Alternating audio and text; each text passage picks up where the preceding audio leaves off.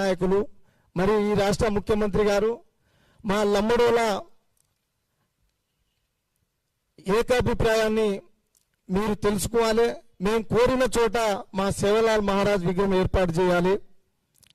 అదేవిధంగా కాంగ్రెస్ పార్టీలో ఉన్న మా ఎమ్మెల్యేలు, ఎమ్మెల్సీ, సీనియర్ నాయకులు వారు కూడా మరి రేవంత్ రెడ్డి గారి దృష్టికి తీసుకుపోవాలి. సేవలాల్ మహారాజ్ పుణ్యక్షేత్రం హైదరాబాద్ పరిసర ప్రాంతంలో ఏర్పాటు చేయాలి.